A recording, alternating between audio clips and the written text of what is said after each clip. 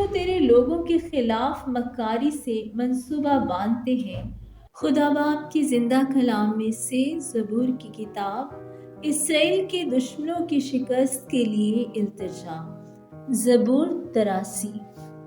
اے خدا خاموش نہ رہ، اے خدا چپ چاپ نہ ہو اور خاموشی اختیار نہ کر، کیونکہ دیکھ تیرے دشمن ادھم مچاتے ہیں اور تجھ سے عداوت رکھنے والوں نے سر اٹھایا ہے، کیونکہ وہ تیرے لوگوں کے خلاف مکاری سے منصوبہ باندھتے ہیں اور ان کے خلاف جو تیری پناہ میں ہے مشورہ کرتے ہیں۔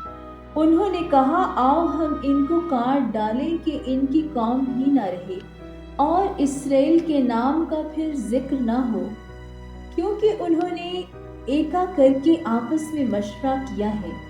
وہ تیرے خلاف عہد باندھتے ہیں، یعنی ادوم کے اہل خیمہ اور اسماعیلی، مواب اور ہاجری، جبل اور امون اور عمالیق، فلسطین اور سور کے باشندے۔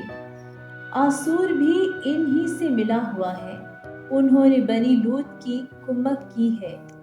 تو ان سے ایسا کر جیسا مدیان سے اور جیسا وادی کیسون میں سسرا اور یابین سے کیا تھا، جو عین دور میں ہلاک ہوئے۔ وہ گویا زمین کی کھاد ہو گئے، ان کے سرداروں کو حوریب اور زیب کی مانند، بلکہ ان کے شہزادوں کو ذبح اور زلمونہ کی مانند بنا دے، جنہوں نے کہا ہے، آؤ ہم خدا کی بستیوں پر قبضہ کر لیں۔ اے میرے خدا، ان کو بگولے کی گرد کی مانند بنا دے، اور جیسا ہوا کے آگے ڈنڈل، اس آگ کی طرح جو جنگل کو جلا دیتی ہے، اس شعلہ کی طرح جو پہاڑوں میں آگ لگا دیتا ہے۔ تو اسی طرح اپنی آندھی سے ان کا پیچھا کر اور اپنے طوفان سے ان کو پریشان کر دے۔ اے خداوند، ان کے چہروں پر رسوائی طاری کر، تاکہ وہ تیرے نام کے طالب ہوں۔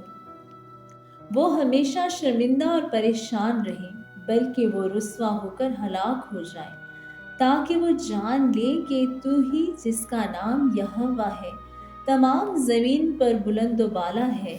آمین۔